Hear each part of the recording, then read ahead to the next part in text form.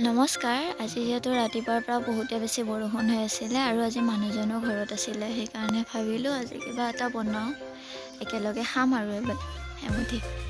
তো সেইবাবে আজি মই প্ৰথমতে অলপমান দালি বহাই দিলোঁ আৰু ইয়াতে কেইটামান ঘৰৰে গছৰ অমিতা আছিলে, অমিতা ধুই পেলাই কাটি ইয়াতে দিলোঁ। আৰু যিহেতু মই খাৰ বনাই আছোঁ, অকণমান চৌদা খাৰ দি দিছোঁ। খাৰ বনালে অলপ হ'লেও চৌদা খাৰ দিব লাগে যিহেতু। তাৰপাছত নিজৰ সোৱাদ অনুসৰি মই নিমখ দিছোঁ। এইটো ঘৰতে খাবলৈ বনাই আছোঁ যিহেতু ভাবিলোঁ আৰু এবাৰ আপোনালোকৰ লগতে শ্বেয়াৰ কৰি দিওঁ। আৰু ইয়াতে মই দিছোঁ এতিয়া ছজনা পাত, ধনিয়া পাত।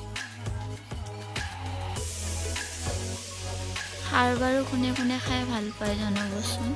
আমি প্ৰায়ভাগ মাজে মাজে খায়ে থাকোঁ বাৰু। আজি ভাবিলোঁ আপোনাৰ লগতো অলপ শ্বেয়াৰ কৰি দিওঁ আৰু এয়া দিছোঁ আমাৰ ঘৰতে হোৱা এইবোৰ পালেং, টেঙা নহয় আকৌ এইবোৰ।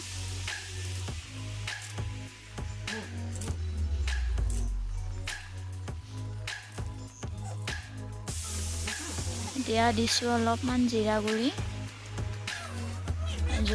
জলকীয়া প্ৰায়ভাগ কমেই দিছোঁ। আমাৰ ধনু মাইনা যিহেতু খাব নোৱাৰে বেছি জ্বলা হ'লে, আৰু আমিও তেনেকৈ জ্বলা নাখাওঁ, সেইবাবে জলকীয়া অলপ কমকৈ দিছোঁ। আৰু শেষত অলপমান নহৰু দি দিছোঁ। আৰু ৰাতিয়ে আনি থোৱা মাছ আছিলে, মাছৰ কেইপিচ ইয়াতে ভাঙি কেনে দি দিছোঁ। আৰু এইফালে দেখিছেনে, আমাৰ আজি টিকলিটো স্কুলত যাব নাপায়, ৰাতিপুৱা ঢেৰ কান্দিছে। এতিয়া পিছে খেলি আছে অলপমান। আৰু এপিনে আহি কেনে আমাৰ খাৰৰ চব্জিও হৈ গ'ল। এতিয়া আজিলৈকে এইখিনিয়ে, বাই বাই।